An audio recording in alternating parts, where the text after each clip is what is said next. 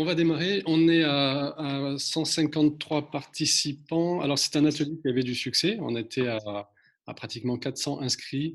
Beaucoup d'entre vous le verront en replay. Alors, moi, je suis Frédéric Ledan du Comité régional du tourisme. Bonjour et bienvenue à tous.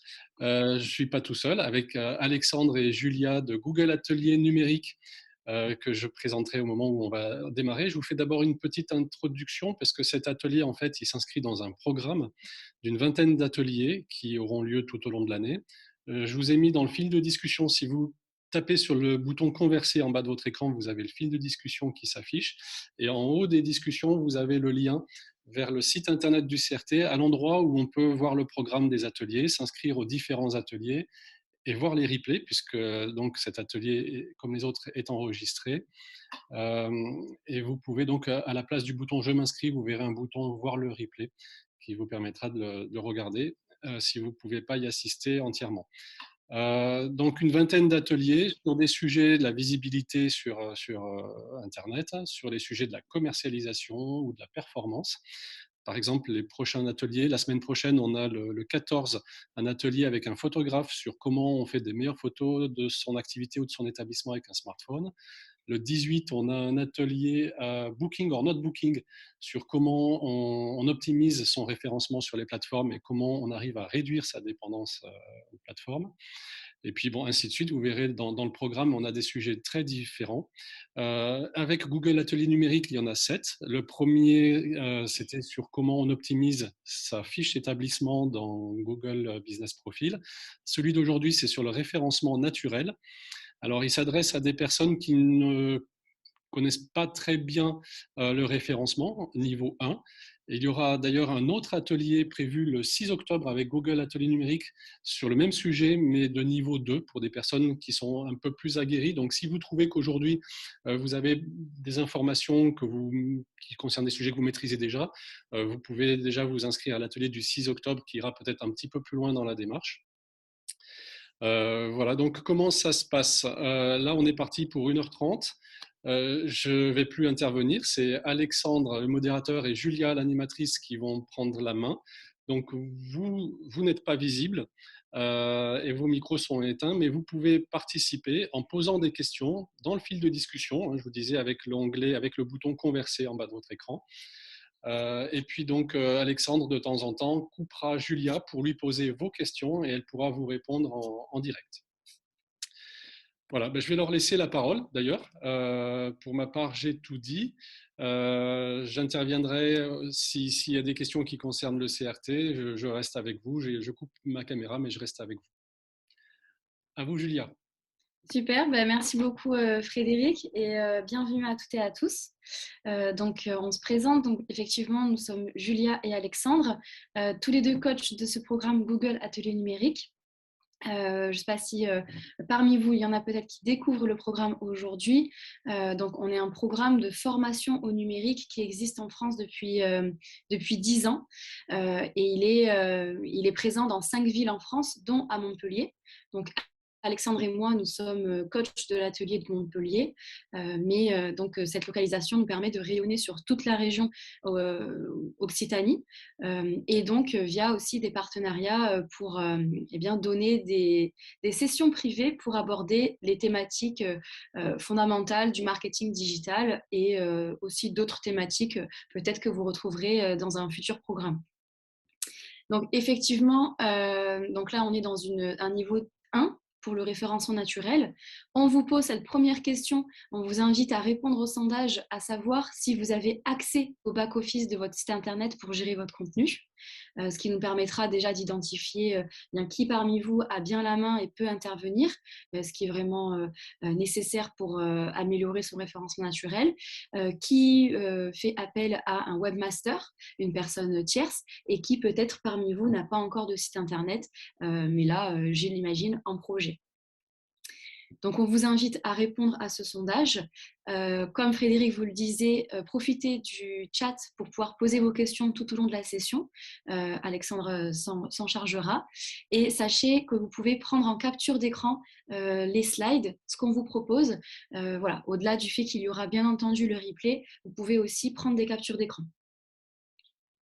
Alors, je vois déjà des réponses. Je vais vous laisser le temps de voter. En tout cas, pour le moment, la tendance, c'est une bonne nouvelle, hein, que vous ayez bien accès à votre site. Pour conclure, par rapport à notre programme Google Atelier numérique, vous pouvez retrouver notre actualité, enfin, du moins toutes les conférences que l'on donne aussi quotidiennement sur notre chaîne YouTube, dans un format live comme ça, où on aborde toutes nos thématiques. Donc, une façon pour vous de vous former et de monter en compétences dans le numérique. Et autre format possible pour vous, c'est l'accompagnement personnalisé. C'est-à-dire que c'est vraiment au cœur de la démarche de notre programme de pouvoir vous accompagner au plus près. Et c'est aussi vraiment l'objectif de ces rencontres-là avec les partenaires pour que votre formation ne s'arrête pas aujourd'hui à ce format, mais peut perdurer dans un format de coaching, donc en one-to-one, qu'on réalise en visio, donc à distance, et cela de façon totalement gratuite, accessible à tout le monde, ouverte à tout le monde. Donc, comme vous le met Alexandre, pour pouvoir réserver un créneau de coaching, il suffit d'appeler le numéro de téléphone de notre programme. On vous redonnera toutes les informations. Mais en tout cas, ayez vraiment à l'idée, là, aujourd'hui, qu'on va donc dégrossir, découvrir cette grande discipline du référencement naturel, du SEO. Donc, on va voir beaucoup d'informations ensemble. Mais voilà, pas de panique, pas de stress. Pour mettre en application tout ce qu'on va voir et pour poser de plus amples questions et voilà, y voir peut-être plus clair, vous pouvez faire appel à un coaching personnalisé dans notre programme, avec Alexandre, avec moi ou avec l'un des autres coachs en France du programme. Ok, alors, alors, Frédéric, si vous êtes là, j'ai un peu de mal à passer à la slide suivante. Alors, je suis là, je vois votre partage d'écran. Alors moi, avec les flèches, là, je n'arrive pas à passer à la slide suivante. Alors, je ne sais pas si... Pardon. Alors, ça, je ne peux malheureusement pas intervenir. C'est sur votre ordinateur que ça se joue. Alors Julia, c'est peut-être parce que vous avez Il faut... sur un mauvais Il écran. faut... Ah, c'est OK. C'est OK, super. Merci. Excusez-moi. Donc, on va passer par ces trois piliers. Merci Frédéric. On va passer par ces trois piliers. Donc, déjà comprendre comment fonctionnent les moteurs de recherche, puisque c'est eux qui vont faire le pont entre votre site internet et l'affichage qui sera sous les yeux de votre utilisateur. Comprendre tout l'avantage du SEO, pourquoi travailler sa stratégie de SEO. Et on va quand même introduire ces démarches-là, ces stratégies-là, par l'état d'esprit qu'il faut avoir lorsqu'on est prêt et qu'on souhaite se lancer dans l'optimisation du référencement naturel. Et bien entendu, découvrir tous les outils, plusieurs outils sur lesquels vous pouvez utiliser pour asseoir votre stratégie de référencement naturel et vous aider. Donc, SEO, on parle bien de référencement naturel, la capacité pour votre site internet à être visible au moment où votre utilisateur cible émet une requête. Émet une requête qui soit, donc sur un moteur de recherche, comme Google ou d'autres, qui soit plus ou moins proche de votre offre. On va le voir, mais une bonne stratégie de référencement naturel, bien sûr, l'objectif n'est pas d'être seulement visible lorsque l'utilisateur recherche votre nom de marque, ou voire même lorsqu'il recherche précisément votre offre, parce que ça veut dire qu'il est déjà bien avancé dans sa maturité et dans son souhait de consommer votre offre. Mais une bonne stratégie de SEO, ça va être visible pour toutes les requêtes possibles de votre cible, de votre utilisateur type, qu'on appelle en marketing le persona.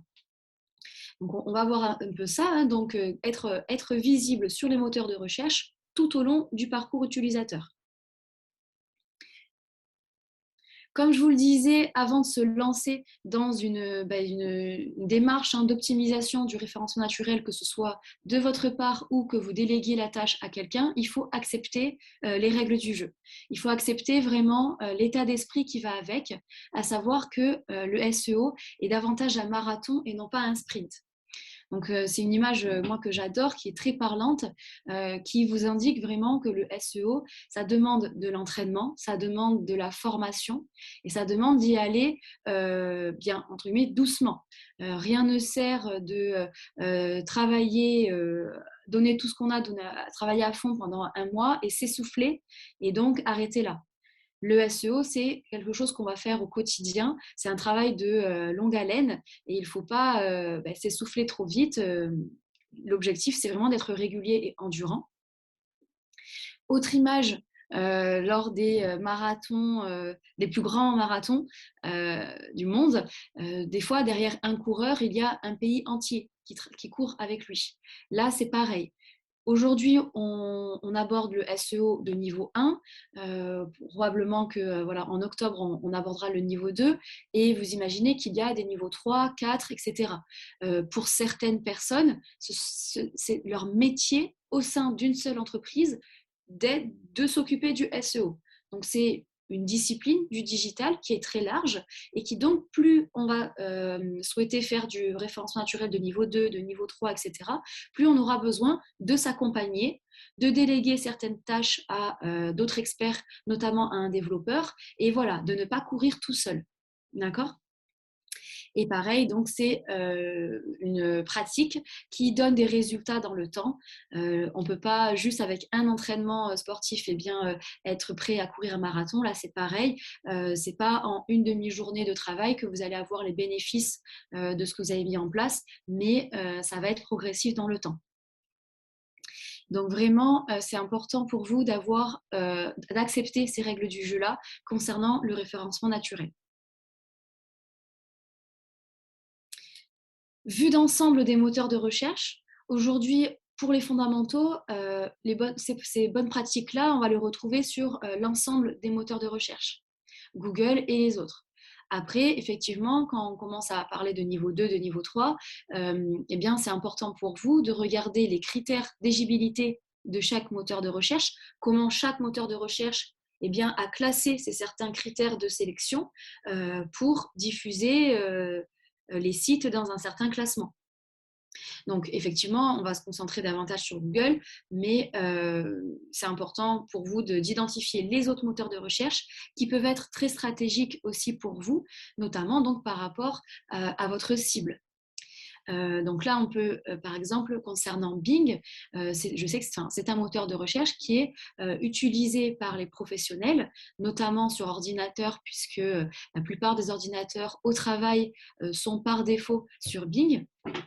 Alors attention parce que les professionnels, alors c'est moins dans votre cas, hein, je pense qu'ici on est davantage en B2C, mais ils vont quand même naviguer peut-être sur Google avec leur smartphone. Mais important de prendre en compte ce moteur de recherche-là si c'est votre cible.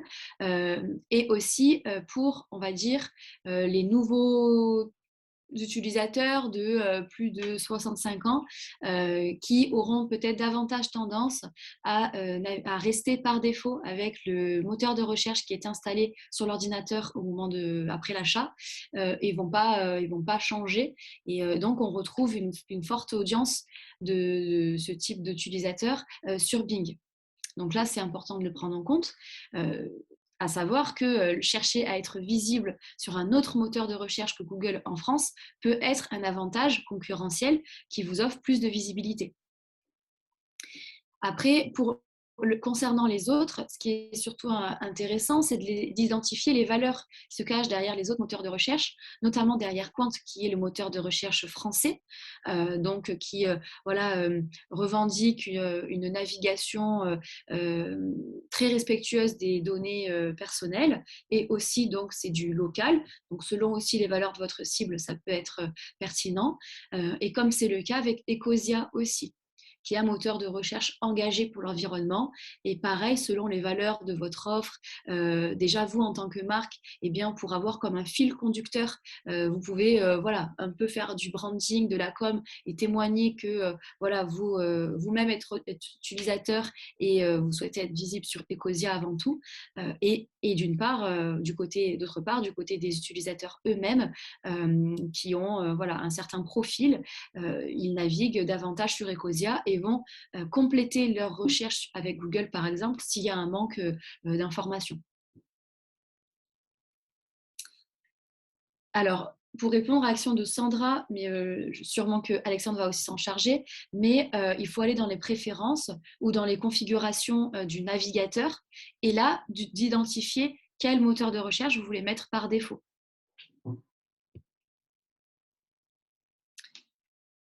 Alors, je vous le disais tout à l'heure, avant que l'utilisateur puisse avoir sous ses yeux les résultats de recherche, et donc après votre site, il y a en quelques microsecondes ces 4 phases qui sont réalisées par les moteurs de recherche, enfin par les robots, les algorithmes. Donc, effectivement, le fait d'avoir un site en ligne, c'est déjà une bonne chose, hein, bien sûr, mais ce qui est important, c'est de consolider la phase 2, la phase que l'on appelle l'indexation. C'est-à-dire que, au-delà, les robots, au-delà du fait de savoir que votre site existe, eh bien, avec la phase d'indexation, ils vont en comprendre le contenu. Ils vont être en capacité d'identifier de quoi traite votre site internet et donc de le ranger dans certains tiroirs et pour être prêt à diffuser votre site au meilleur moment. Donc l'indexation, c'est vraiment une phase très importante et qui, vous allez pouvoir l'optimiser, la consolider avec un des outils que je vais vous présenter tout à l'heure. Cette phase d'indexation, elle va être faite naturellement à chaque fois que les bots, les robots passent sur votre site, mais c'est périodique. Ça peut être tous les 2 mois, tous les 3 mois. Or, il est possible que votre contenu évolue entre-temps et donc on va consolider cette phase-là, cette prise en compte-là de la compréhension du contenu avec certains outils. Et puis, quand l'algorithme a bien compris le contenu de votre site, il va comparer avec ce que recherche l'utilisateur et donc établir un certain classement et affichage des résultats de recherche. À savoir que dans les fondamentaux du référencement naturel et jusqu'au niveau 1 et 2, on est donc face à ces critères d'éligibilité qui sont globaux pour la plupart des moteurs de recherche et commencent à être spécifiques à un moment donné à chaque moteur de recherche. Mais malgré tout, personne n'a la recette, il n'y a pas de recette magique pour être bien diffusé sur les moteurs de recherche, notamment sur Google, puisque vous le voyez en bas, les algorithmes et en fait tous ces critères d'éligibilité, et quand on va beaucoup plus loin, eh bien, ça change un peu plus de 1500 fois par an. Toutes ces subtilités-là. Donc, c'est important de faire un peu de veille, mais déjà, en vous concentrant sur les fondamentaux, vous pouvez avoir un vrai impact. Alors, je vous disais, le référencement naturel, ça va être donc la capacité à votre site internet d'apparaître dans les résultats de recherche au moment où l'utilisateur émet une requête. Tout d'abord, donc bien identifier les résultats naturels organiques du SEO et ceux du SEA qui sont les résultats payants liés à la publicité. Donc tout d'abord, sachez, donc là on a encadré en vert les résultats payants du SEA. Ils viennent toujours avec la mention annonce, toujours. Que ce soit là un carrousel de produits, donc là tous les résultats viennent de la recherche trottinette électrique. Ou que ce soit un résultat de lien, hein, comme le deuxième ici, ça vient toujours avec la mention annonce. Donc là, vous savez que vous êtes face à un résultat qui est en premier, mais du fait de la publicité. À partir du moment où on n'a pas annonce, on est face à un résultat naturel. Dans l'encadré bleu, donc c'est les résultats naturels. Ici, on est dans un cas avec un résultat enrichi, dans le sens où il n'y a pas seulement donc un titre et une description, mais il y a les photos du produit. Là, on est davantage dans un SEO de niveau 2, si ce n'est 3, d'accord ? Donc, on ne va pas le voir aujourd'hui comment créer et générer des résultats enrichis. En revanche, vous pouvez le voir que ce genre d'affichage résulte de ces pratiques-là. Alors, Daniel, SEO, c'est le Search Engine Optimization. Donc, l'optimisation des search engines, donc c'est des résultats de recherche, et donc c'est le référencement naturel. C'est la thématique d'aujourd'hui.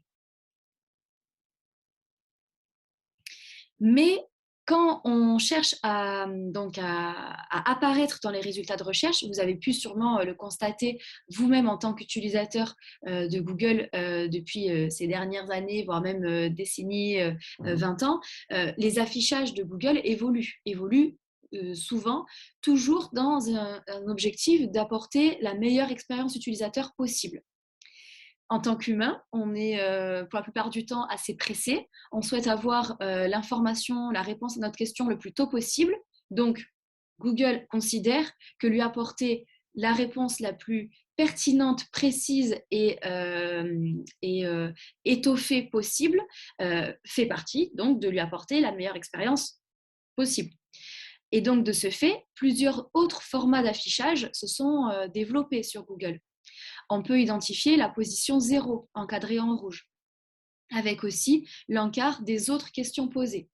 Ce sont des résultats qui plaisent énormément à l'utilisateur puisque ça lui apporte l'information bien le plus tôt possible sans même que l'utilisateur ait besoin de cliquer sur le site.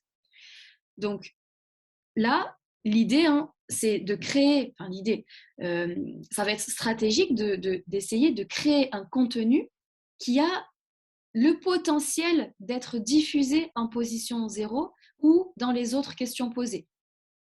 On va le voir un petit peu par la suite et on l'aborde aussi en niveau 2. Mais voilà, quand vous créez votre contenu, quand vous rédigez vos paragraphes, notez-le, la position 0, autre question posée, pour aller voir à tête reposée comment créer un contenu qui a le potentiel d'être diffusé dans ces affichages, mais c'est un objectif en soi, puisque l'utilisateur va davantage consulter ces résultats-là, qui lui apporte une information directe. Ok. À savoir stratégiquement que l'objectif de Google n'est pas toujours de faire cliquer l'utilisateur pour qu'il rentre dans le site, mais donc de lui apporter la réponse en restant sur la page des résultats de recherche. C'est très stratégique parce que pour Google, c'est aussi à cet endroit-là qu'il y a les espaces publicitaires et donc ça continue de mettre en avant pour les marques le fait de faire la publicité. On ne va pas l'aborder aujourd'hui, mais à savoir que le référencement local fait partie des affichages de référencement naturel. Là, on voit dans l'encadré jaune le pack local, les résultats de recherche des fiches d'établissement en local avec Google Maps. Donc ça, c'est pour nous le sujet de conférence dédiée par rapport à la fiche d'établissement, comment optimiser sa fiche d'établissement, ce qui est vraiment un outil primordial pour vous en tant qu'hébergeur, en tant qu'acteur du tourisme, puisque ce sont le type d'affichage qui sont en local visibles en priorité par l'utilisateur. Donc, c'est le premier point de contact que vous allez avoir avec lui. Et donc, très important de soigner ces affichages-là. Des fois, moi, en coaching, j'ai des personnes qui viennent en coaching pour le référencement naturel. Or, ce sont des commerçants, ce sont des hébergeurs ou toute autre activité vraiment en local, de proximité. Eh bien, je leur conseille de davantage déjà optimiser leur pack local avant de se concentrer sur le SEO du site en priorité. Donc, on entend aussi le pack local lorsqu'on parle de SEO. Là, c'est juste pour vous montrer une vue d'ensemble. Là, on peut avoir des résultats SEO classiques en bleu, le pack local par la suite. Et là, j'ai cherché j'ai fait la requête Decathlon pour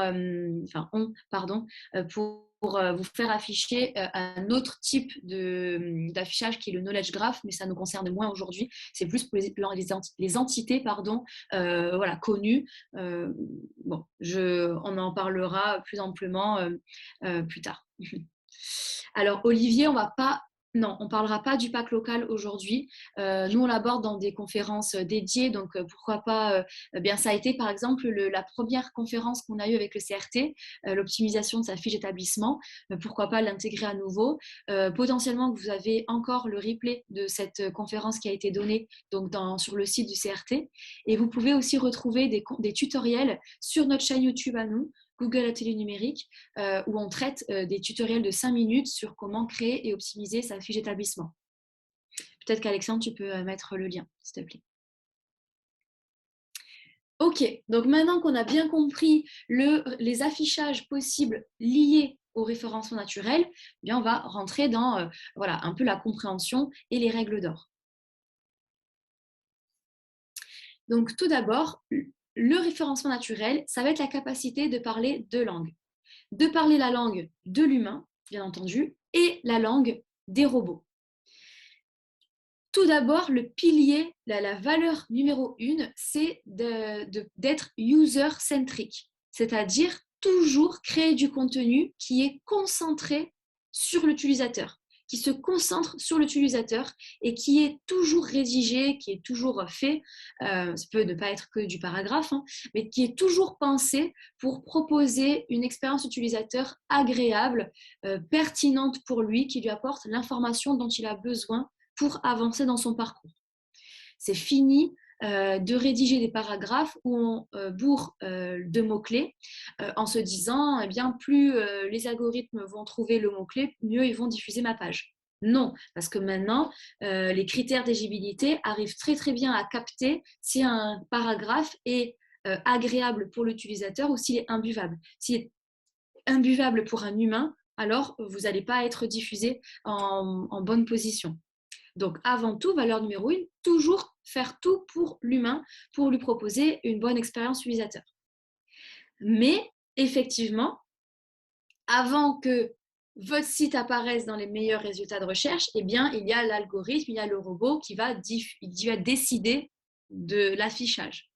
Et là, on va voir quel champ de votre site vont scanner les robots pour identifier si votre site mérite ou est pertinent et mérite d'être diffusé dans les meilleurs résultats de recherche. On va voir ça.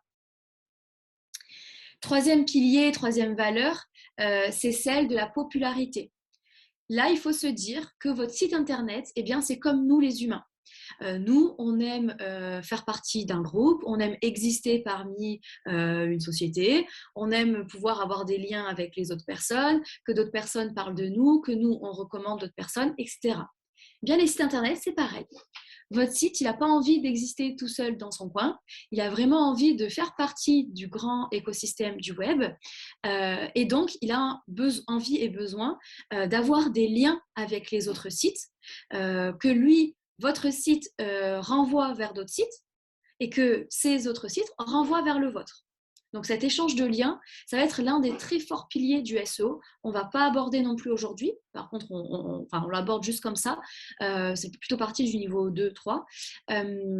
Mais voilà, et pourquoi puisque donc, pour un critère d'éligibilité, Google considère qu'un site populaire propose une bonne expérience à l'utilisateur et quelle est la variable, quel est l'argument, enfin, qu'est-ce qu'on va regarder pour considérer qu'un site est populaire? Eh bien, ça va être en regardant le nombre de liens qu'il a avec les autres sites internet. Ok? Donc ça, très important.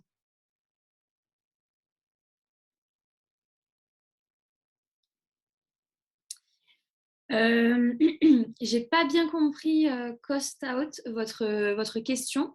Peut-être que vous pouvez la reformuler. On va bien voir l'importance des mots-clés, bien entendu, et de la description sur la page et dans le code source. Donc, vous avez en fait, vous abordez tous les points, peut-être pas dans le bon ordre, mais on va simplifier tout ça ensemble.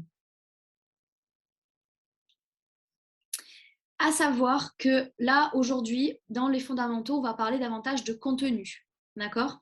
Mais bien sûr, il y a certains critères d'éligibilité technique qui, même si vous avez un parfait contenu, eh bien, qui vous empêcheront d'être bien diffusé dans les meilleurs résultats de recherche, comme ce premier critère que votre site doit, et c'est impératif, proposer une expérience agréable et performante sur mobile pour l'utilisateur. Ça, si votre site internet n'est pas adapté au mobile, mais voire même pensé pour le mobile et vraiment construit pour, alors vous allez perdre des points de classement, même si vous faites très très bien les stratégies par rapport au contenu. Donc là, aujourd'hui, on aborde seulement ce petit point-là pour vous faire un gros, encerclez-le en rouge. Votre site doit être mobile first, donc à savoir, il doit être pensé avant tout pour le mobile. Et voilà, en tant que tel, il doit proposer une expérience performante et agréable sur mobile. C'est le critère numéro 1, en fait, avant tout, parce que si ça, c'est pas OK, dans tous les cas, ça sert à rien de faire le reste. À savoir qu'il y a d'autres critères techniques qu'on aborde davantage, nous, dans notre conférence de niveau 2, qu'on donnera en octobre. Mais comme le temps de chargement du site, l'ergonomie mobile, etc. Et d'autres, d'accord. Mais voilà, aujourd'hui, on n'aborde pas tous ces critères techniques-là. Vanessa, pour la question vraiment des liens, on vous invite à la garder, à la noter. Peut-être, je vous donne le terme. Donc là, ça correspond à travailler sa stratégie de netlinking et notamment de recevoir des backlinks. Donc, c'est des liens entrants des autres sites internet vers votre site. Mais notez-le et soit assister à la conférence de niveau 2, soit en coaching, on pourra en parler.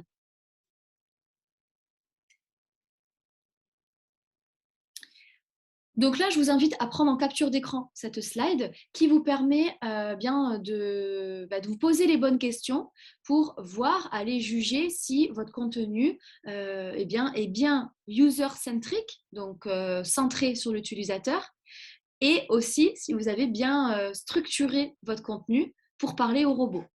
Donc les questions côté le bon langage pour l'humain et le bon langage pour les robots. Toujours les deux. Voir votre contenu, est-ce qu'il répond aux besoins de l'internaute? Est-ce qu'il répond aux besoins de votre cible pour qu'elle puisse avancer dans son parcours et prendre des décisions? Okay, quand on crée du contenu, on crée toujours un objectif et une idée par page. D'accord? Donc, à chaque page, demandez-vous si, alors la norme, c'est grossièrement, lorsqu'une personne arrive sur votre site, elle doit pouvoir comprendre qui vous êtes, ce que vous vendez et pouvoir accéder à la réalisation du macro-objectif de votre site. Donc, l'objectif premier du site, par exemple pour vous, l'appel téléphonique, la réservation via un formulaire ou via téléphone, par exemple, ou l'achat. Il doit pouvoir comprendre qui vous êtes, ce que vous vendez, un peu pourquoi et surtout se mener vers la réalisation de l'objectif en 6 secondes. Ok ? Si au bout de 6 secondes, c'est quand même très court, on est d'accord, mais il doit pouvoir avoir scanné rapidement, généralement on scanne un peu en Z, votre contenu et pouvoir identifier ça. Faites le test, mettez votre site dans les mains d'une personne qui ne sait pas ce que vous vendez, qui vous êtes, qui n'est jamais venu sur votre site et comptez 6 secondes et demandez-lui au bout de 6 secondes s'il a compris qui vous êtes, ce que vous vendez et s'il sait ce qu'il peut faire sur votre site, ce qu'il peut réaliser, et notamment l'objectif principal. Ok ? Autrement, voilà, je vous invite à prendre en capture d'écran. Alors, Olivier, normalement, les captures d'écran sont enregistrées sur votre bureau. Tout à fait. Sinon, vous prenez les photos avec votre téléphone si c'est plus simple pour vous.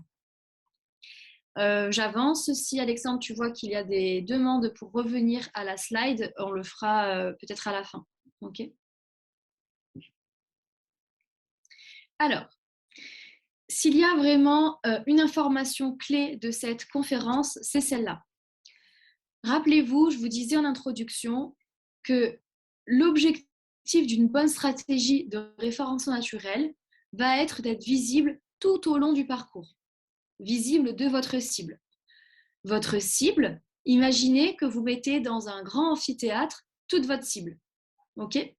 Il y a ceux qui savent déjà ce qu'ils veulent, qui savent déjà que votre offre répond à leurs besoins, à leurs envies. Eux, ils vous connaissent par d'autres moyens, par vos réseaux sociaux, par la publicité, par la recommandation ou autre, ou via un autre site internet. Ils ont déjà vu votre nom de marque, ils vont chercher votre nom de marque. Avec le nom de marque, forcément, votre site il va sortir. Soit déjà, ils ont tellement une idée bien précise de ce qu'ils recherchent, qui vont taper ces mots-là. Donc, par exemple, gîte dans le Gers, autour de tel mon petit mont ou tel panorama. Bien sûr, même avec ces requêtes-là, vous allez être en concurrence avec les autres, mais voyez que vous êtes vraiment très proche d'un utilisateur qui veut votre offre. Ok ? Si vous vous concentrez que sur ça, c'est ne vous concentrer que sur la partie droite de votre amphithéâtre. Vous renoncez au reste de tout l'amphithéâtre où vous êtes toujours face à votre cible, mais qui fait des recherches et qui, est, dans son parcours, n'est pas encore prêt ou ne sait pas encore que votre offre répond à ses besoins, à leurs besoins, mais ça fait quand même partie de votre cible. Et cette cible-là recherche des choses. Okay, donc le SEO, c'est la capacité à être visible tout au long du parcours, donc aussi pour les phases de découverte et la phase de considération qui est la phase un peu d'arbitrage. C'est-à-dire, l'utilisateur, il sait qu'il veut un gîte dans le Gers. En revanche, eh bien, il cherche à savoir quels sont les meilleurs. Il cherche à savoir... alors, c'est vrai que j'ai plus d'exemples quand c'est des produits, mais ils cherchent à avoir des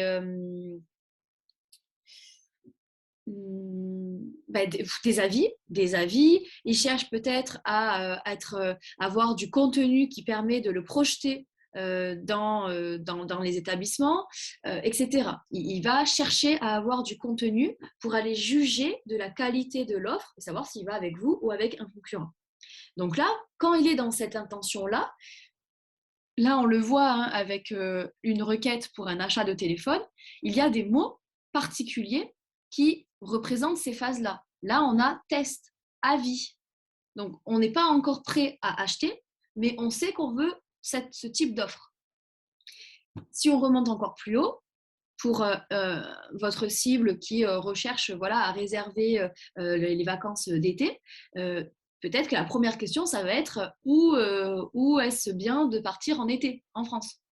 L'une des requêtes qui a explosé en 2020 et 2021, c'est où voyager en France, puisqu'on avait moins d'opportunités de partir à l'étranger.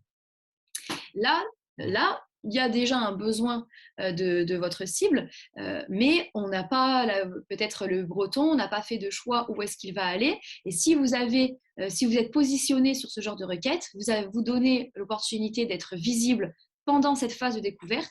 Et après, on est tous des humains.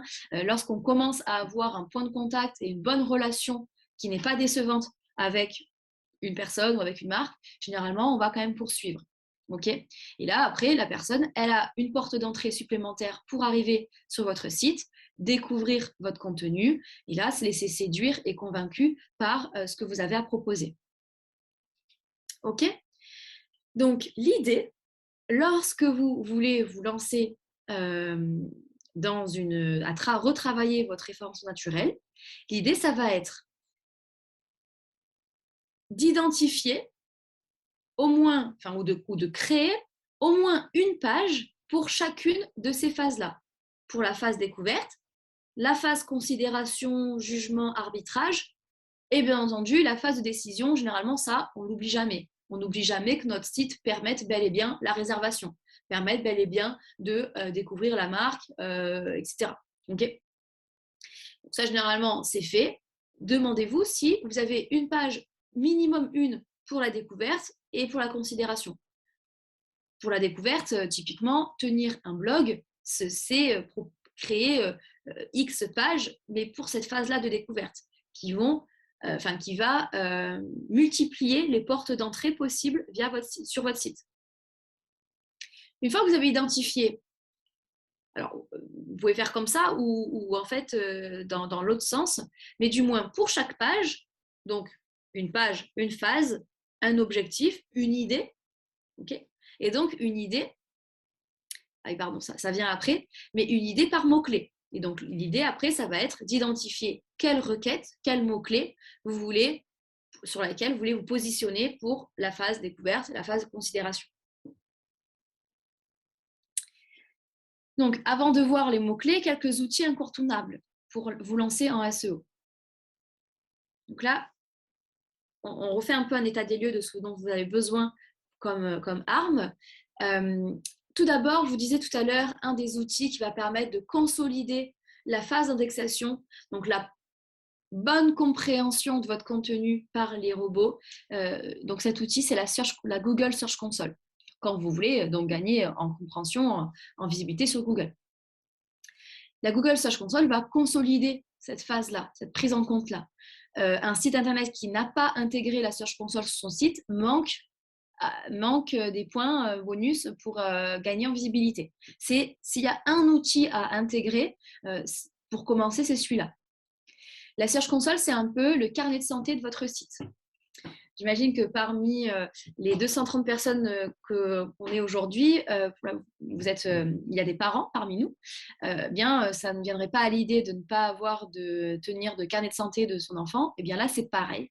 La Search Console, c'est le carnet de santé qui va permettre de suivre bien l'hygiène de vie de votre site internet. Concrètement, vous recevez donc des mails à chaque problème, à chaque erreur, des erreurs de liens cassés, de pages introuvables, de problèmes d'ergonomie mobile, voilà, et tout autre problème. Donc là, pas besoin de consulter l'outil tous les jours, vous recevez des mails lorsque c'est le cas. Au-delà de ça, c'est un outil qui vous permet d'identifier tous les mots-clés qui ont permis à votre site d'être affiché. Et donc, de commencer à vous dire, je vois que sur ce mot-clé-là, il fait partie de mes mots-clés phares, mais je n'ai pas un bon affichage. Je ne suis pas beaucoup cliquée. Ça veut dire que je ne suis pas affichée dans les meilleurs résultats. Donc, je vais davantage me concentrer mon travail pour être visible sur cette requête. Et puis après, regarder l'évolution dans le temps suite au travail que vous avez réalisé. Et ça vous permet de faire d'autres choses. Donc, vraiment, la Search Console, premier outil à intégrer sur votre site.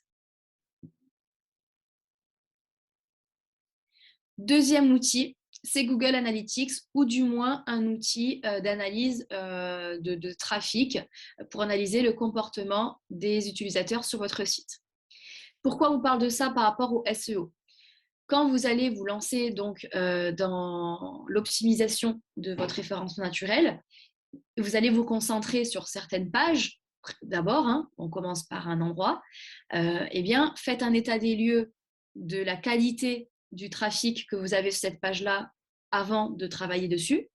Donc, par exemple, combien d'utilisateurs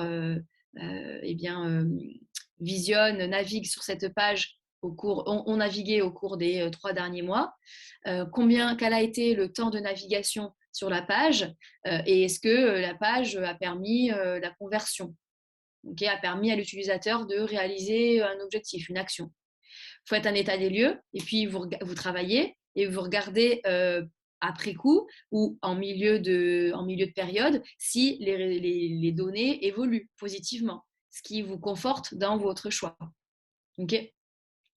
Vous pouvez aussi vous servir par exemple de Google Analytics. Si vous avez une barre de recherche sur votre site, vous pouvez identifier tous les mots-clés qui sont recherchés dans la barre de recherche. Donc tous les envies, les besoins en contenu qu'a votre utilisateur lorsqu'il vient sur votre site. Vous pouvez avoir un rapport qui remonte ces informations-là et ce qui vous donne des indications de quel est le contenu qui intéresse vos utilisateurs et donc potentiellement un contenu à créer ou à développer s'il est déjà présent sur le site. En tout cas, Google Analytics, c'est un outil, ou les outils d'analyse de trafic qui sont très importants pour vous aider à prendre de bonnes décisions. C'est vraiment prendre des décisions non pas seulement avec votre instinct, mais avec la vraie donnée factuelle qui existe et qui vous permet de vous dire, je me concentre sur tel mot-clé, sur telle page. Là, cette page-là, elle permet, il n'y a pas le temps, la durée de navigation est très faible, je ne comprends pas, je vais peut-être changer les paragraphes, je vais peut-être apporter d'autres informations, etc. Ça permet de prendre de meilleures décisions. À savoir que ces outils ne sont pas rétroactifs, c'est-à-dire qu'ils commencent à récolter de la donnée au moment où vous les installez. Si vous avez un site depuis 3 ans et que vous installez Google Analytics aujourd'hui, vous commencerez avec des rapports vides. Donc la bonne pratique, c'est de l'installer le plus tôt possible, même si vous n'êtes pas prêt à l'utiliser, même si ce n'est pas la priorité ou vous n'avez personne sous la main pour analyser les résultats, mettez-le quand même. Et le jour où vous êtes prêt, peut-être dans 6 mois, dans 1 an, dans 2 ans, dans 3 ans, vous aurez des rapports déjà fournis. Alors, Google Analytics, c'est un outil qui s'intègre. Alors, il faut créer un compte et après, ça s'intègre sur le site en insérant un bout de code qui est généré à la création de votre compte tout seul et il faut l'insérer au bon endroit du site. Donc, il y a différentes façons de le faire. La façon la plus propre et la plus performante, c'est juste d'intégrer ce bout de code au bon endroit.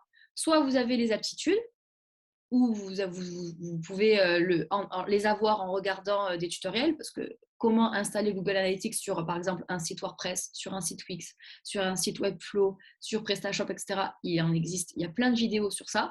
Donc, soit vous vous sentez bien et vous le faites vous-même avec un tutoriel, soit vous déléguez la tâche à un développeur. Mais ça, le fait vraiment d'intégrer seulement le bout de code au bon endroit. Il existe une extension, notamment pour, par exemple, les sites WordPress, pour installer en quelques clics la Search Console et Google Analytics et d'autres outils de Google, sans avoir du tout besoin d'accéder au code. C'est une bonne façon pour pouvoir être autonome dans l'installation des outils, ne pas faire appel à un développeur ou pas perdre trop de temps. En revanche, c'est vrai que cette façon-là va, au passage, va intégrer des ressources supplémentaires sur votre code et va finalement alourdir le code et potentiellement vous faire perdre des microsecondes en temps de chargement. Donc, c'est pour ça que moi, je ne recommande pas en priorité cette façon-là, qui est un peu moins propre, mais qui reste tout autant une bonne façon pour de la simplicité. Nota bene, ok. Petit point important, nous on a des conférences dédiées sur Google Analytics de niveau 1 et de niveau 2, notamment sur la nouvelle version. Si vous vous intéressez à l'outil, vous pourrez savoir qu'il y a maintenant une nouvelle version qui s'appelle Google Analytics 4. Sur cette version, c'est la version par défaut. Si vous créez votre compte aujourd'hui, c'est la version par défaut que vous allez avoir. La collecte de données, par défaut, est configurée sur 2 mois seulement. Clairement, sur 2 mois, vous ne pouvez pas prendre de décision. Vous avez besoin d'élargir la collecte, le temps de collecte, de sauvegarde des données, au maximum à 14 mois. Ça se configure à un endroit, bon, il faut savoir où, mais après c'est un clic sur le site, mais sur Google Analytics, mais il faut le faire. Donc notez-le aujourd'hui avec la version Google Analytics 4, la dernière version, il faut configurer de passer la collecte de 2 mois par défaut à 14 mois pour pouvoir donc, commencer à collecter la donnée. Et là, vous vous dites, c'est bon, j'ai 1 an, j'ai 1 an et demi devant moi pour l'analyse. OK? Alors, je reviens sur les mots-clés et sur cette idée d'aller identifier quelles requêtes on souhaite, sur lesquelles on souhaite se positionner pour la phase de découverte, pour la phase de considération et pour la phase de décision. Donc, lorsqu'on parle de mots-clés, on identifie de nature des mots-clés courte traîne et des mots-clés longue traîne. Les mots-clés longue traîne, c'est finalement des requêtes qui ont plusieurs mots-clés. Dans notre exemple, c'était coach sportif Montpellier. C'est une longue traîne par rapport à coach sportif tout court. L'utilisateur, de nos jours, utilise beaucoup la longue traîne, puisque maintenant, on sait qu'on peut se permettre d'être plus précis. Donc, par exemple, comment devenir coach sportif? On sait qu'on va avoir un résultat. Il y a 20 ans, 30 ans, on mettait coach sportif et on espérait avoir un résultat qui allait nous convenir. Donc, pour n'importe quelle phase, on va essayer de vous concentrer, d'identifier davantage des mots-clés longue traîne, qui en plus, puisqu'ils seront contextualisés, donc par exemple, concernant le coach sportif, une longue traîne, c'est comment devenir coach sportif, comment démarrer un accompagnement avec un coach sportif, comment alors je ne saurais pas trop comment dire, mais comment juger d'un bon coach sportif, trouver un coach sportif à domicile, etc. D'accord? Selon toutes les intentions de recherche par rapport à ce mot-clé. Que ce soit pour découvrir comment fonctionne un coach sportif ou que ce soit je suis prêt, je cherche un coach sportif, je veux souscrire ce soir. Donc l'attention n'est pas du tout la même et la maturité dans le parcours utilisateur n'est pas du tout la même. Quels que soient ces niveaux-là, on peut se positionner sur des longues traînes qui en plus vont permettre d'être moins concurrentiels.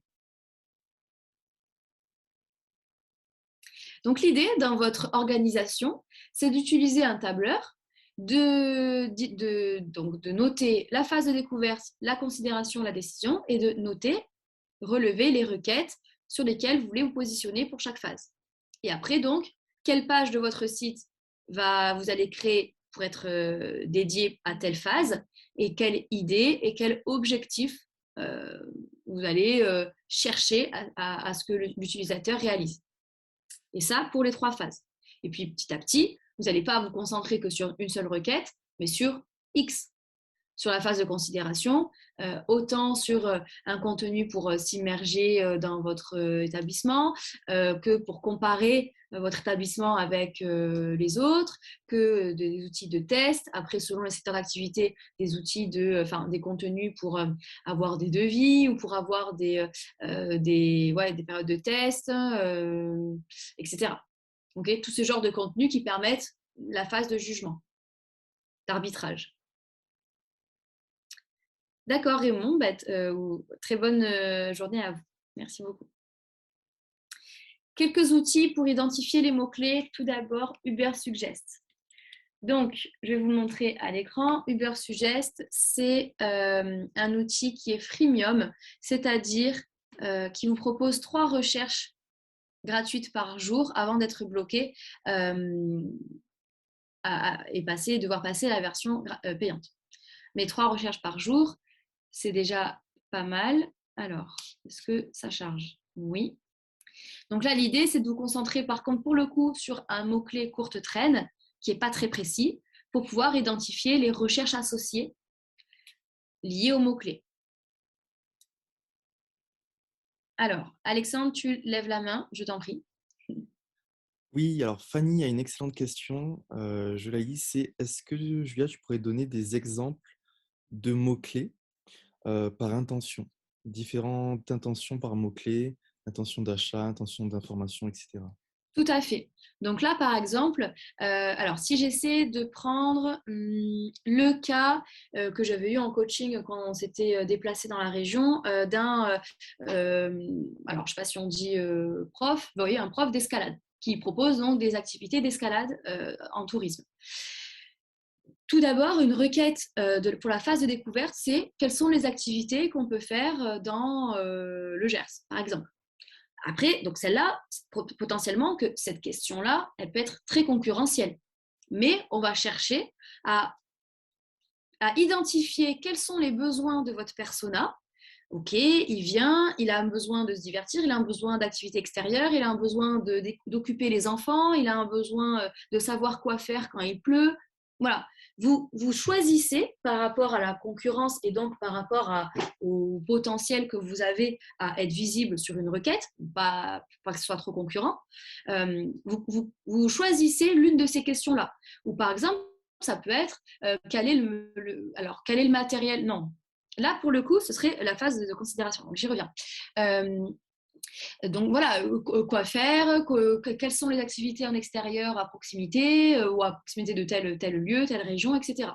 Donc là, la personne, elle a juste un besoin de découvrir, d'avoir des idées, mais là, elle sait par contre son besoin de faire des choses en extérieur.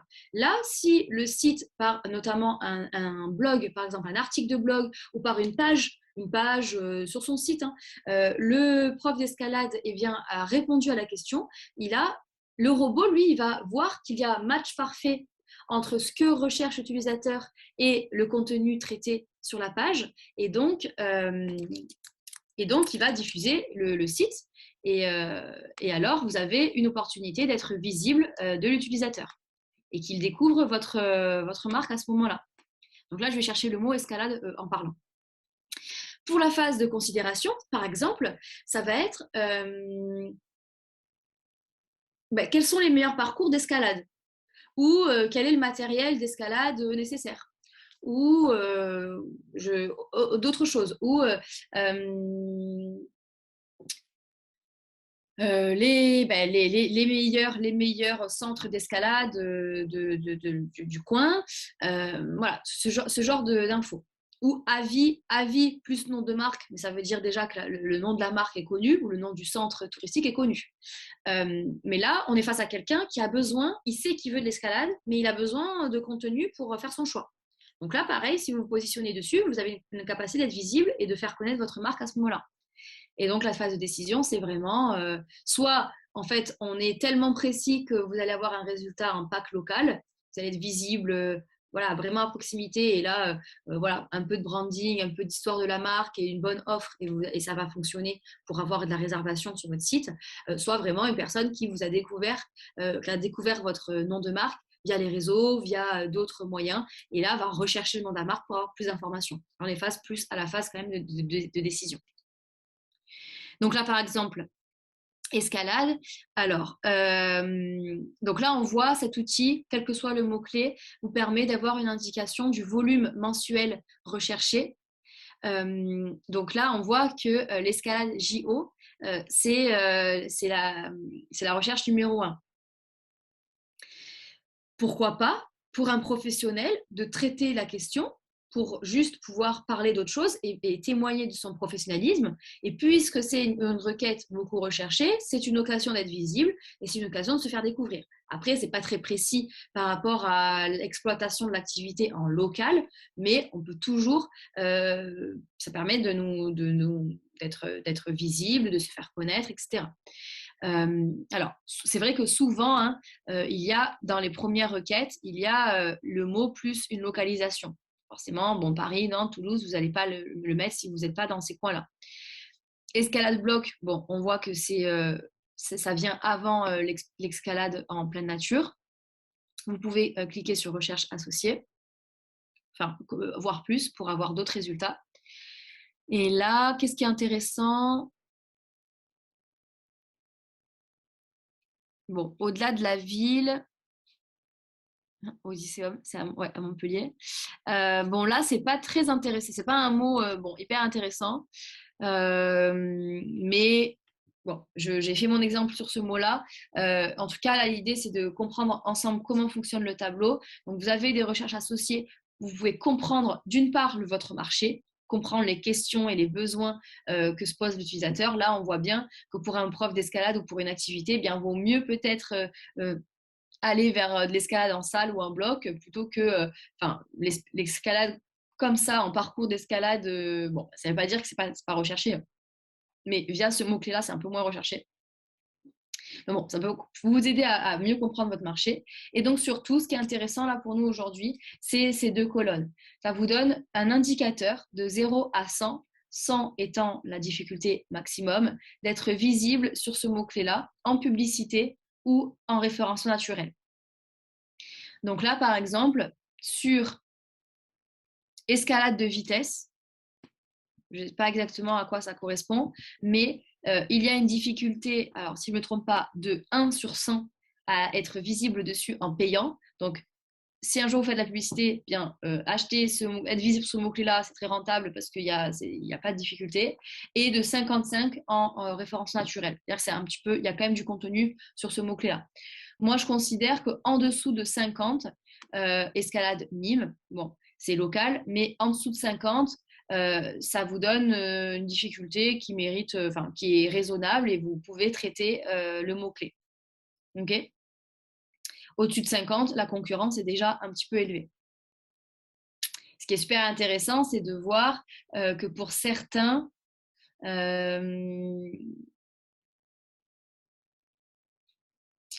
alors là, non. Mais bon, pour certains, des fois, en payant, eh bien, c'est très difficile et par contre, pas du tout en référencement naturel et l'inverse. Là, escalade décathlon, ben, c'est difficulté de 95 sur 100 en payant, donc impossible. Par contre, 53 en référencement naturel. Vous voyez, c'est marrant. Donc déjà, cet outil-là est assez intéressant. Autre outil, notamment pour la phase de découverte. La phase de découverte, quand on cherche à découvrir des choses, on pose des questions. Okay, on adore poser des questions en tant qu'humain. Donc, je ne sais pas si vous connaissez cet outil Answer de Public. C'est un outil qui recense toutes les questions que se posent les utilisateurs vis-à-vis d'un mot-clé principal. Donc là, faites bien attention d'être en France et en français. C'est aussi un outil pour lequel vous avez 3 recherches gratuites par jour. Vous pouvez faire toutes ces recherches-là pour plusieurs mots-clés. Hein. Là, j'ai mis escalade, mais même pour un professeur d'escalade qui propose une activité extérieure touristique, mais rien que tourisme, activité touristique, outdoor, activité outdoor, tous ces genres de mots font partie de leurs mots-clés. Alors, 0 question, c'est absolument pas possible. Donc, où est-ce que je me suis trompée? J'avais bien mis France-Français pourtant. Alors, c'est impossible. Je ne comprends pas. Oui, Alexandre? Alors Julia, est-ce que tu pourrais un peu ralentir? Certains ne comprennent pas trop. Et prendre des exemples pour un peu plus clarifier en tant que chambre d'hôte, gîte, hébergement. Et un peu plus ralentir et clarifier l'utilité des outils. Bien sûr, merci beaucoup. Donc, là, on a vu Uber Suggest pour voir par rapport à un mot-clé principal les recherches, les mots-clés associés pour avoir une idée de ce que recherchent les utilisateurs comme mots-clés vis-à-vis de votre offre. Donc, quand vous organisez votre tableur, vous avez la phase découverte, considération et décision. Vous cherchez à être positionné sur des mots-clés. Vous ne pouvez pas vous positionner sur tous les mots-clés, d'accord, au début, parce que vous allez faire déjà une page pour chaque phase, et on est sur une page, une idée, une requête principale. Donc là, l'idée, ça va être de choisir cette requête-là, parmi plusieurs possibles, notamment pour la phase de découverte. Donc, Uber Suggest peut vous aider à avoir des recherches associées autour d'un mot-clé pour vous donner des idées, que ce soit notamment plus sur quel que soit le mot-clé, sur la phase, sur chaque phase, avoir des idées. Pour en fait vous dire, autant que je me positionne sur des mots qui sont recherchés par les utilisateurs, mais pas non plus trop. Il ne faut pas que ce soit trop concurrentiel. Concernant cet outil-là, Insert de Public, c'est un outil qui va vous recenser toutes les questions. Alors, l'outil ne fonctionne pas. OK. Ah, ça me met 0, mais ça fonctionne quand même. Bon, c'est très bizarre. Toutes les questions qui sont posées autour d'un service ou d'une offre par les utilisateurs sur les moteurs de recherche. Donc là, il faut un peu tourner la tête. Ce sont des questions qui sont recensées par mots-clés interrogatifs. Lequel, comment, quand, etc. Donc là, vous pouvez cliquer sur la vue en data pour avoir donc les questions en face. Et on se rend compte de toutes les questions qui sont posées. Donc, il y a différentes intentions. Il y en a, par exemple, qui ne font pas partie de votre cible, puisqu'on est plus du côté de ceux qui veulent devenir Gîte de France. Bon, là, pour le coup, des fois, on est face à des synonymes, d'accord, des homonymes, pardon. Donc, tout n'est pas OK, mais bon, comment contacter, ça peut être intéressant.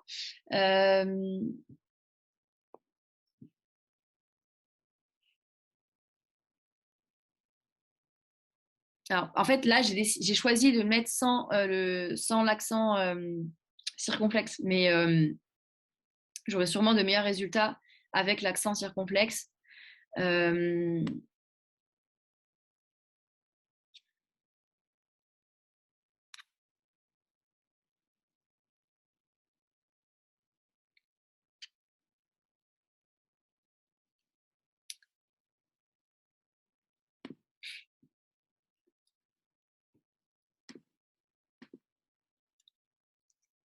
Je vais le mettre pour voir.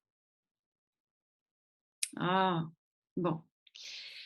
Du coup, là, je suis bloquée par la version payante, enfin gratuite.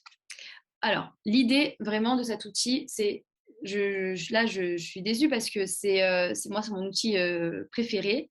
Vous mettez en fait votre mot-clé principal et là, vous pouvez avoir jusqu'à 80-95 questions qui gravitent tout autour. Par lequel, pourquoi, comment, la différence, quelle différence, etc. Donc là, l'idée, c'est déjà d'identifier les questions que se posent et donc les besoins en information, les freins en manque d'infos qu'ont votre cible par rapport à votre offre.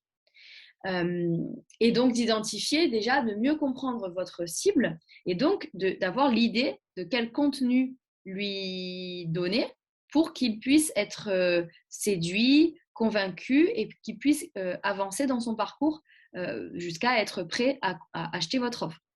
Cet outil-là, vous pouvez l'utiliser pour éviter le syndrome de la page blanche, que ce soit pour les réseaux sociaux, que ce soit pour votre fiche d'établissement et que ce soit bien entendu pour votre site internet, pour avoir des idées de contenu. Autant vous positionner pour traiter, donner la réponse à une question qui est bel et bien posée. Ok ?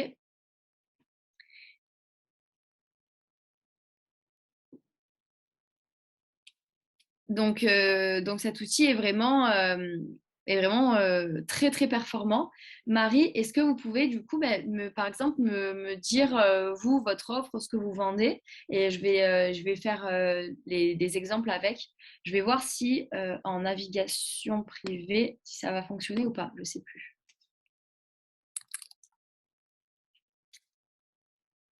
Alors, Answer de public, je crois, ne fonctionne pas en navigation privée. La technique ne marche pas. Mais par contre, Uber Suggest, lorsque la limite est atteinte d'utilisation, ça refonctionne en navigation privée. Ok, merci. Du coup, je vais regarder. Alors, j'avais une petite question à partager de Céline et la question est revenue. Est-ce que tu pourrais prendre un exemple dans Uber Suggest, un exemple qui les concerne, hébergeur indépendant, chambre d'hôte, gîte ou activité de loisirs, et couvrir un peu pas à pas qu'est-ce qui est intéressant dans Uber Suggest, les différents mots-clés qui sont proposés. Oui, tout à fait. Alors, en fait, ce qui est délicat sur ces genres d'outils, c'est que si vous êtes un peu trop précis, vous n'allez déjà pas avoir une vue d'ensemble et vous allez manquer à avoir des idées que si vous prenez un peu plus large. Donc, on peut commencer déjà par très très large en cherchant tourisme.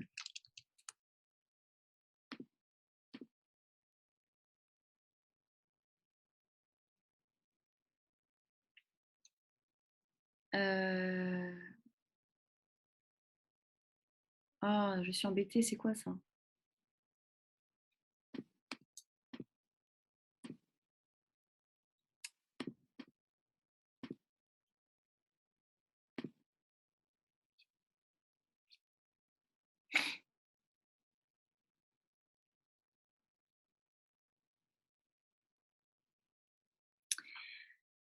Ok.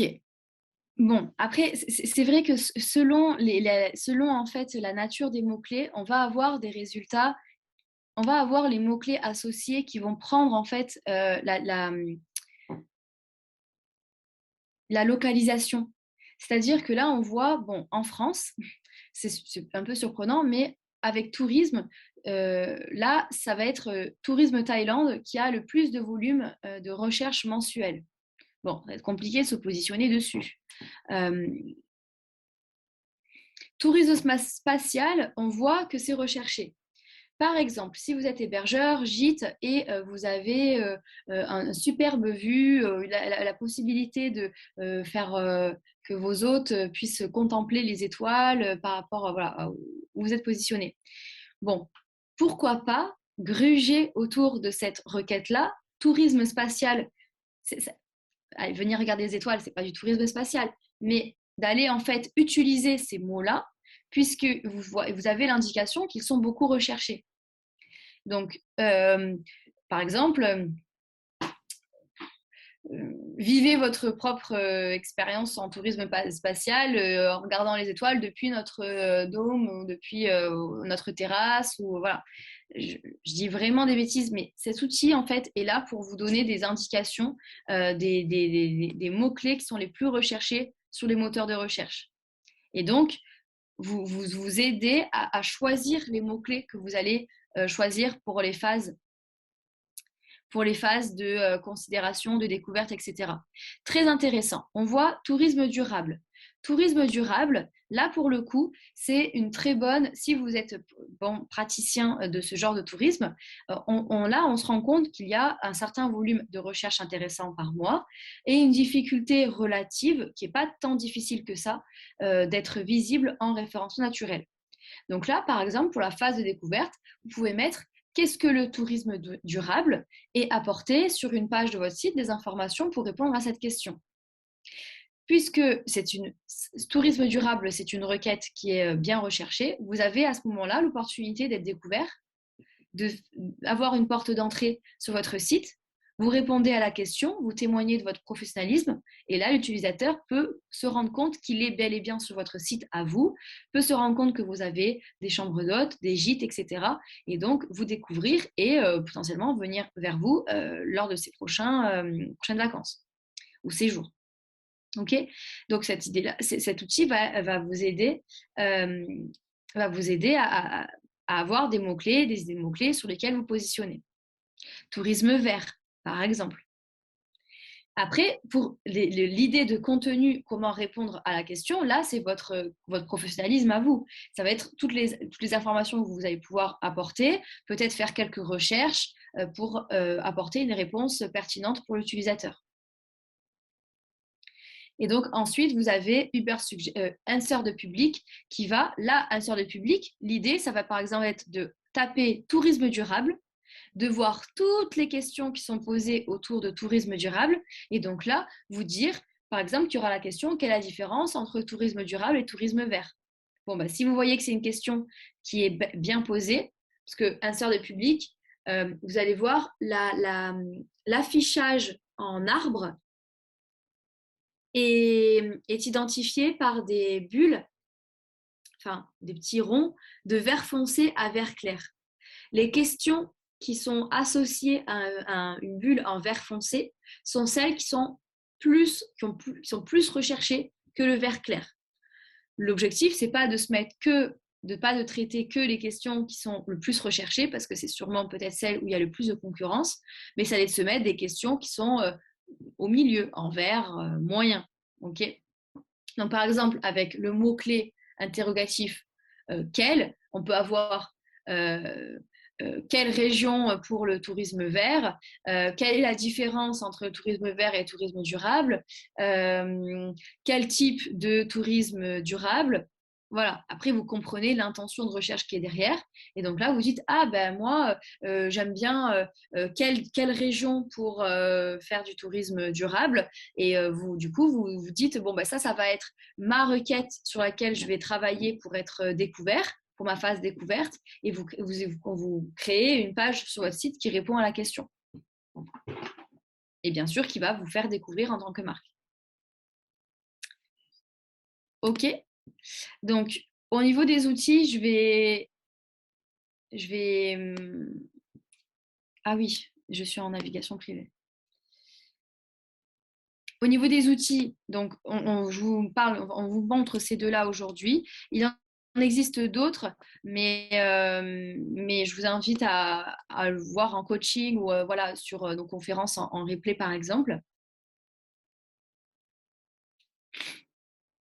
Là, je vous affiche voilà, la capture d'écran de insert de public. Vous voyez, là, c'était avec le mot-clé ferme pédagogique. Eh bien, il y a toutes les questions qui sont relatives, qui sont posées par rapport à des mots-clés interrogatifs. Donc après, à vous de choisir. Voilà, ferme pédagogique avec animaux, c'est moins recherché que ferme pédagogique avec hébergement, mais avec hébergement potentiellement, il y a beaucoup de concurrence. Par contre, ferme pédagogique avec gîte, ça peut être intéressant, par exemple. Ok, c'est vraiment comme ça. Alors, très bonne question, Stéphane, hein. Il faut reprendre la question dans vos titres, et on va le voir, et traduire, utiliser cette requête-là et la positionner au bon endroit pour que le robot puisse scanner ces champs-là, ces endroits-là, et donc voir qu'il y a presque match parfait, équivalence parfaite avec ce que recherche l'utilisateur, et bien sûr répondre à la question dans vos paragraphes ou dans votre contenu. Alors là, je vous laisse prendre en photo cette slide qui reprend les bonnes pratiques concernant la qualité du contenu pour que toujours votre contenu soit concentré sur l'utilisateur, centré sur l'utilisateur, qu'il soit user-centric. Donc un contenu voilà, qui soit pertinent, qui soit original, qui soit unique, facile à lire, etc. Je vous invite à prendre en capture d'écran la slide.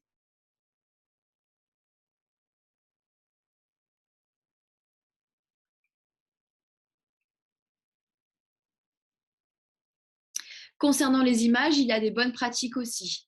Lorsque vous importez des images, il faut absolument que votre image soit renommée. Qu'elle ait un nom, que vous la nommiez avec votre nom de marque, votre nom de site d'abord, puis après les mots qui identifient l'image particulièrement. Votre nom de gîte, petit déjeuner, si vous avez la photo de votre table au petit déjeuner. Parc, chambre, voilà.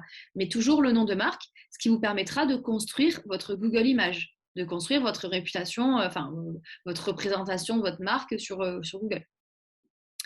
Ensuite, ce qui est intéressant, c'est de compresser les photos pour réduire leur poids, pour gagner en temps de chargement sur le site. Donc là, il y a plusieurs outils que va vous mettre Alexandre dans le chat, par exemple compressor.io ou TinyJPEG. Est-ce que tu peux mettre ces deux outils, s'il te plaît, Alex? Autre démarche très très importante, lorsque vous importez une image sur votre site, c'est primordial de remplir la balise Alt, le champ Alt, à savoir alternatif. Ça, c'est l'occasion d'aller identifier le contenu de l'image en version texte, c'est de faire une phrase pour faire comprendre l'image en texte. Et c'est très important, les robots identifient les sites qui ont des images pour lesquelles il n'y a pas de balises alternatives qui ont été remplies. Et là, vous perdez en classement.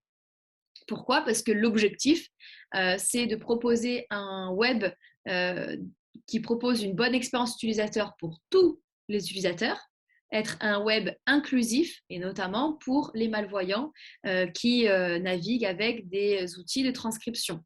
Et ces outils-là vont donner l'information d'un média, d'une image ou d'une vidéo en scannant la balise alternative. Donc ça, c'est primordial de les remplir.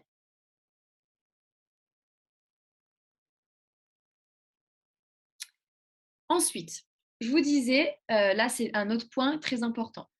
Je vous disais donc que les robots, pour arbitrer, pour se demander si votre site mérite d'être diffusé dans les meilleurs résultats de recherche, ils vont scanner des champs en particulier. Ils vont scanner ces champs-là pour voir si ce que vous y avez mis à l'intérieur se rapproche ou correspond à la requête de l'utilisateur. Alexandre, vas-y, je t'en prie.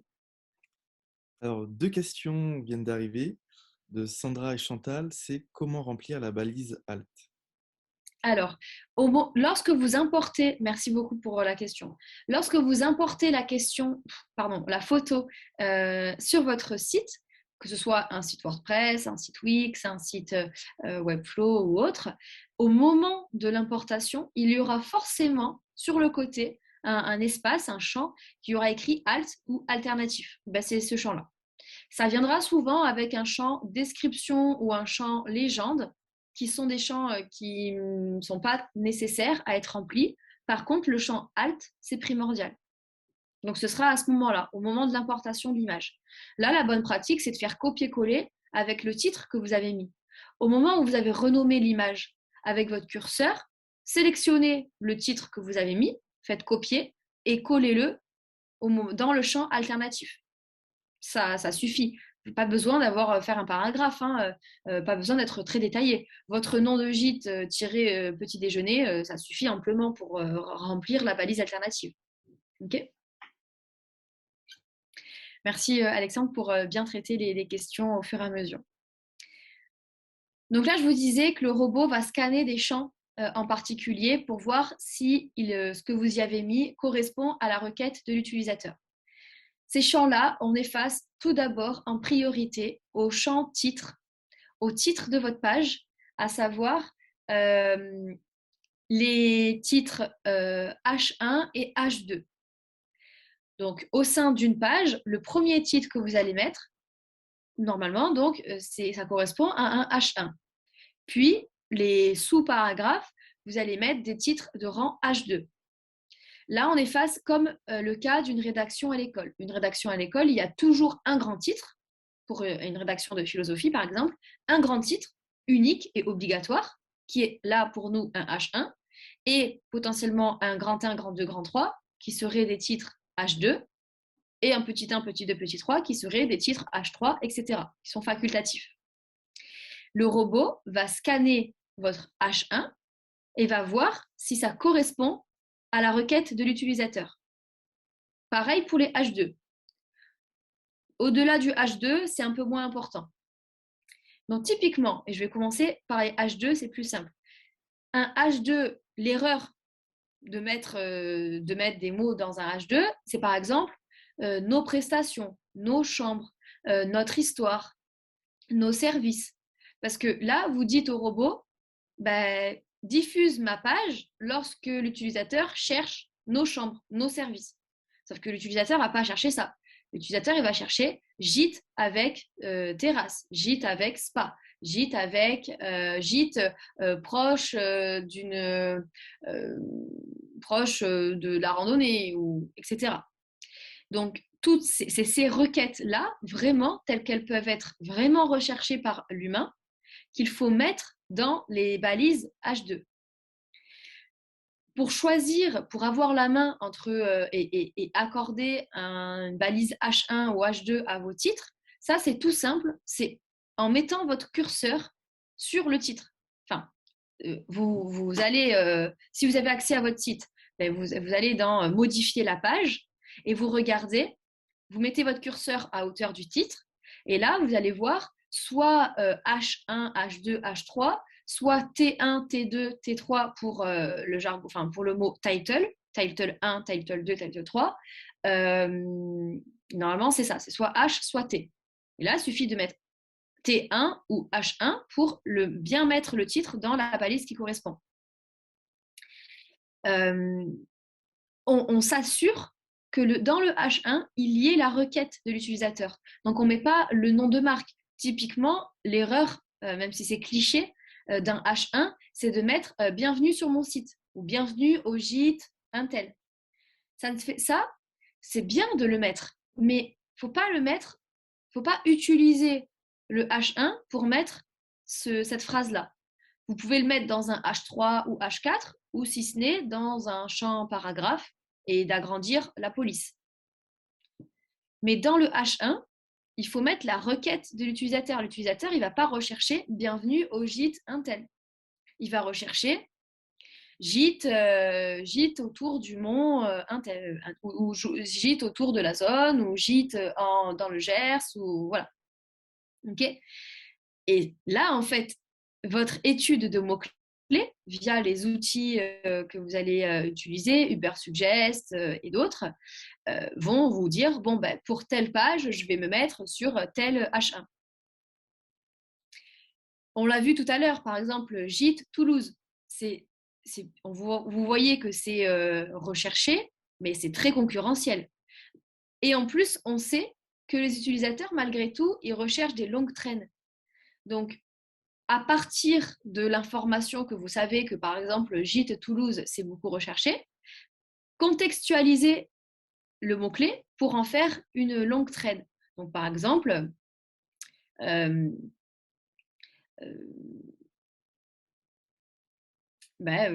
est les... Enfin, alors, c'est particulier pour une page d'accueil, par exemple, mais Gîte à Toulouse, gîte, au moins gîte à Toulouse, mais gîte à Toulouse ou gîte à proximité de Toulouse, par exemple, c'est davantage une longue traîne. Et ce qui, du coup, est un peu plus agréable pour l'utilisateur à lire en tant que titre, plutôt que juste gîte Toulouse. OK? Alors, Cost Out, est-ce que vous êtes sur votre site, vous êtes sur modifier la page, et là, vous êtes face à votre contenu. Vous êtes face au titre et au paragraphe que vous avez mis. Là, il faut faire la vue, pas la vue HTML. Il faut faire la vue visuelle. Et là, vous allez pouvoir cliquer et choisir que vous mettez en H1 ou en T1. Autrement, pour savoir, vous, ce que vous avez là sur votre site, donc vous allez sur votre site. Donc là, je vais chercher gîte à Montpellier.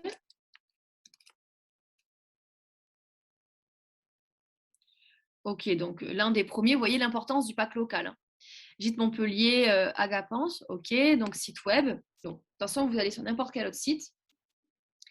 Et là, pour se demander dans quelle balise vous avez mis vos titres, donc là, c'est un mauvais exemple parce qu'il n'y a pas de titre, enfin, il n'y a pas de contenu. Alors,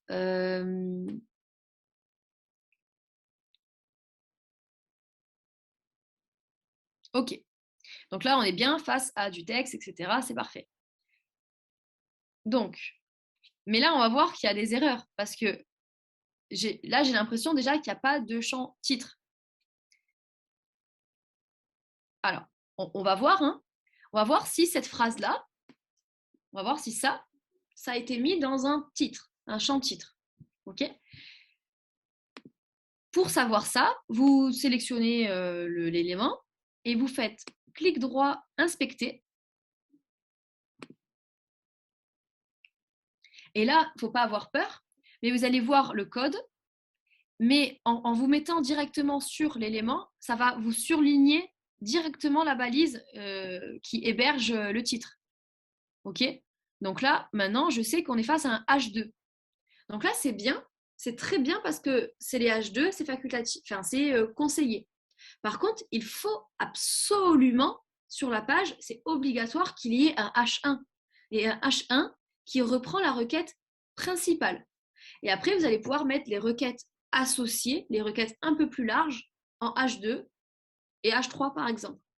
Donc là, l'erreur du site, à moins que cet élément-là soit un H1, généralement on met quand même le H1 en priorité, mais non, là on est face à un H3, face à un H3, donc là, il manque ici en haut un titre principal où il y a la requête gîte à Montpellier, par exemple.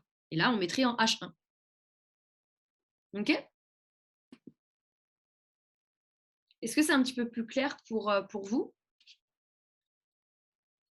Là, s'ils avaient mis un titre gîte les cailloux en H1, c'est bien. Enfin, c'est pas utile en fait. Non, c'est pas bien. C'est pas utile parce qu'on ne met jamais le nom de marque en H1.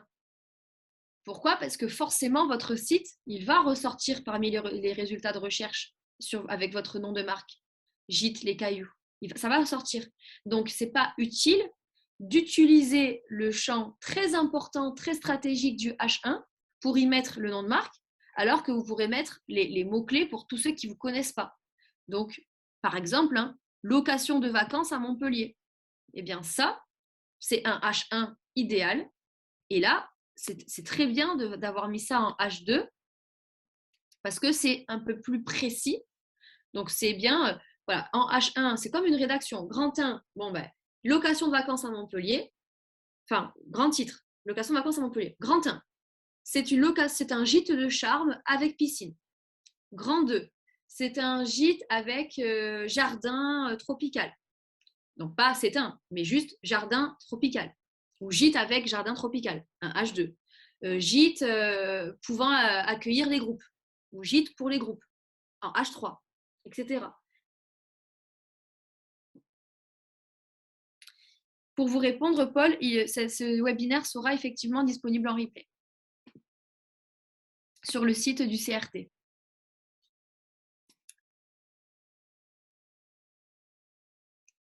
Donc là, très très important d'identifier et de bien remplir les H1 et les H2 sur toutes les pages du site. Quand vous allez commencer votre travail, commencez par les pages prioritaires et après vous ferez les autres pages. Les autres champs les plus importants que vont scanner les robots vont être la balise title, qui est à nouveau, on est face à une balise titre, mais là, c'est le titre de la page en elle-même. Donc, ce n'est pas le titre qu'on va lire sur la page, mais c'est le titre de la page qui n'est lu seulement à hauteur du résultat de recherche ici.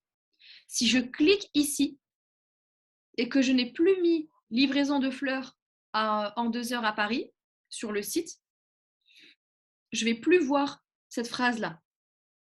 Donc, qu'est-ce que ça veut dire? Sur la balise title, on retrouve exactement la même logique que la balise H1. Donc, on peut très bien mettre la même chose en balise title que ce qu'on a mis en balise H1, ou plus ou moins étoffé. Ok? Mais là, pareil, on va se concentrer sur mettre ici la requête de l'utilisateur et non pas le nom de la marque.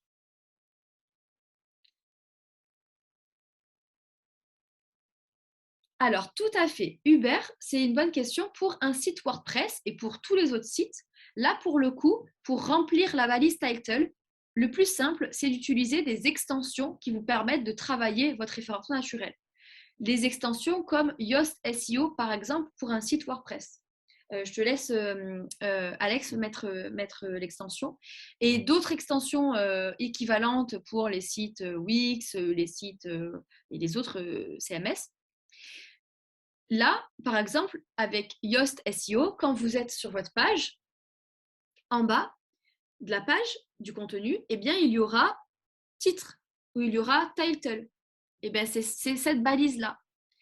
Il y a une nomenclature par défaut qui prend, par exemple, le titre de la page et le titre du site. Mais souvent, c'est possible que ce que vous avez mis en titre de page, par exemple, accueil, et le nom de votre site, Gîte les Cailloux, mais il ne faut pas que ce soit ça, la balise title. La balise title, il faut que ce soit location de vacances à Montpellier. OK? Là, vous pouvez mettre pareil en title que ce que vous avez mis en H1. Mais il faut que ce soit la requête de l'utilisateur. Concernant la description, là, c'est rédaction libre. Là, vous n'avez plus à vous soucier. Est-ce que ce que vous mettez là, ça correspond à ce que recherche l'utilisateur?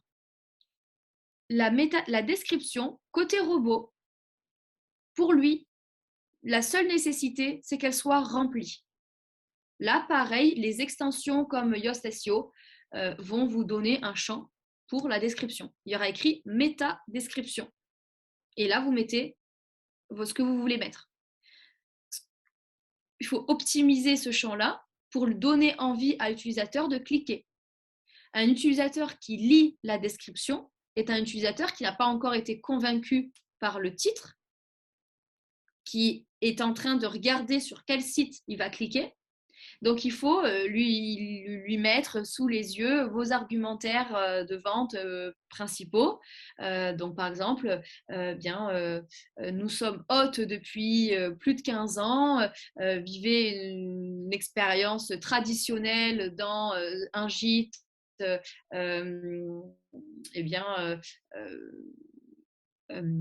décoré avec telle ambiance, ou un gîte de charme en mur de pierre, ou au gîte donc avec spa accueillant des groupes jusqu'à tant de personnes, réception 24 sur 24, ou réception de telle heure à telle heure, ou heure d'arrivée, heure de départ à CMI. Tout ce qui fait votre différence et tout ce que vous savez, tous vos arguments qui font votre différence de façon positive, eh bien, c'est à ce moment-là qu'il faut le mettre dans la description pour donner envie de cliquer et d'aller avec vous plutôt qu'avec les autres.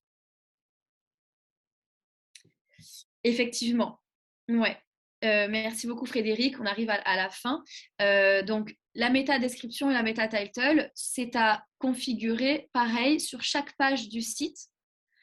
En priorité, faites d'abord les pages les plus stratégiques et ensuite vous y reviendrez pour les autres pages. Donc on arrive dans tous les cas à la conclusion. Je vous laisse prendre en capture d'écran cette slide. C'est pas pour rien qu'on a représenté ces étapes-là de façon cyclique, puisque, encore une fois, on revient à l'état d'esprit du référencement naturel, qui est donc, c'est vraiment une démarche cyclique. On ne fait que revenir toujours aux premières étapes. On remet en question nos choix, on re-regarde nos objectifs, on identifie pour chaque page une idée, un objectif, une phase du parcours utilisateur et donc une requête sur laquelle on veut être visible. Cette requête-là, on la met en H1 et en balise title.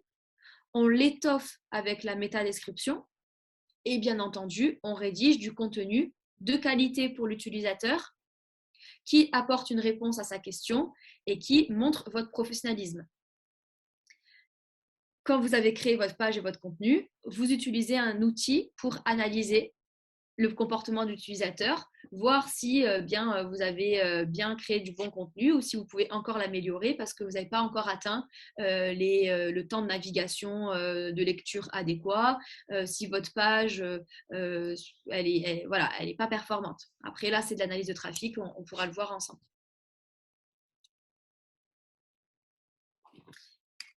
Donc, on a peut-être quelques minutes pour des autres questions. En tout cas, je l'espère. Donc, n'hésitez pas à les poser et Alexandre va les relever.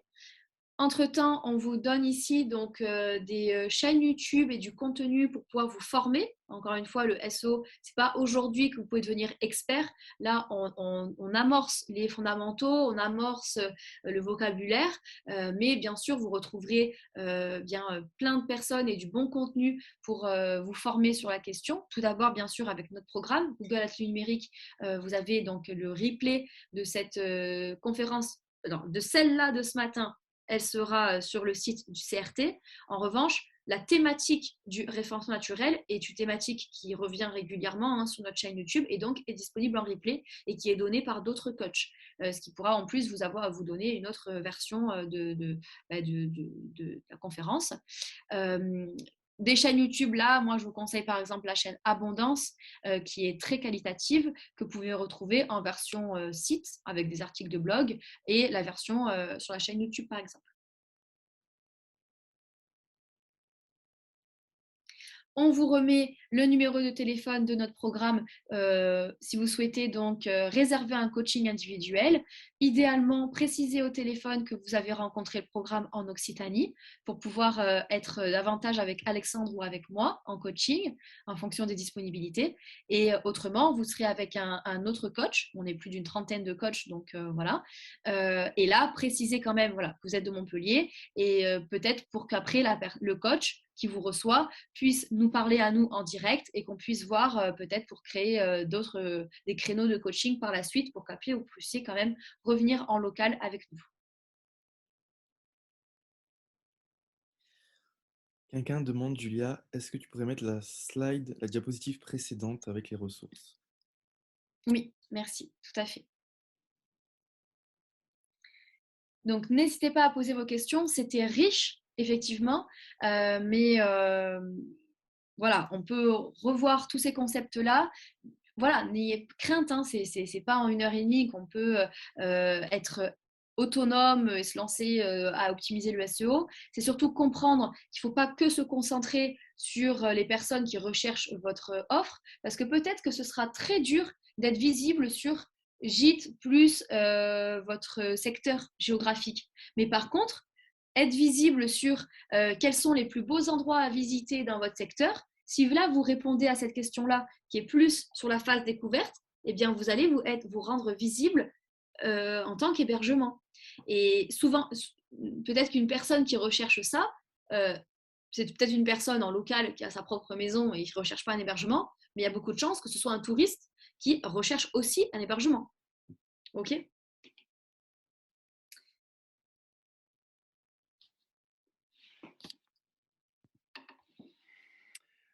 Voilà, je reviens, je pense qu'on est arrivé au terme de cet atelier. Alors, un grand merci à Julia et à Alexandre. C'était pas évident de s'adapter parce qu'on a un public qui est quand même assez varié, des gens experts, des gens moins experts et des gens néophytes. Mais vous avez réussi quand même, je pense, à cerner l'ensemble des questions, à répondre pratiquement à tout le monde. Désolé pour ceux à qui on n'a pas pu le faire. Donc vous avez vu qu'il y a quand même un suivi qui est proposé, et puis d'autres ateliers qui permettront d'approfondir certaines questions, notamment des ateliers sur Google Analytics, des ateliers, on reparlera de la fiche établissement et de Google Maps, donc ça va être très riche. Je viens de vous mettre mon adresse mail aussi dans le fil de discussion, parce que si vous avez des questions par rapport aux actions du CRT et par rapport à l'ensemble de ces ateliers, pour un suivi, pour vous inscrire ou quoi que ce soit, ben, n'hésitez pas à m'envoyer un mail. Voilà, ben, un grand Alors, merci à nos coachs de ce matin. merci à vous pour l'opportunité de la conférence. Il y a quelques questions relatives au niveau 2 qui sera donné, donc, il me semble, en octobre, sur le référencement naturel niveau 2. Et concernant les coachings, bien entendu, ce sont des coachings qui sont gratuits au sein de notre programme Google Atelier Numérique et qui sont réalisés en visio. Donc, quand vous appelez, vous réservez votre créneau. Vous pouvez préciser Alexandre et Julia de Montpellier et vous avez votre créneau qui sera réalisé pour le coup sur Google Meet. Et voilà, visio, coaching qui est sans frais et renouvelable. Voilà. Et la session niveau 2 du référencement naturel, le 6 octobre, les inscriptions sont déjà ouvertes sur le site. Super. Ben, merci beaucoup. Merci à tous pour votre participation et au prochain atelier. Bonne journée. Merci à vous tous. Excellente fin de semaine aussi. Merci Alexandre pour la modération du chat. À la prochaine tout À le monde. bientôt. Et encore merci. Au revoir.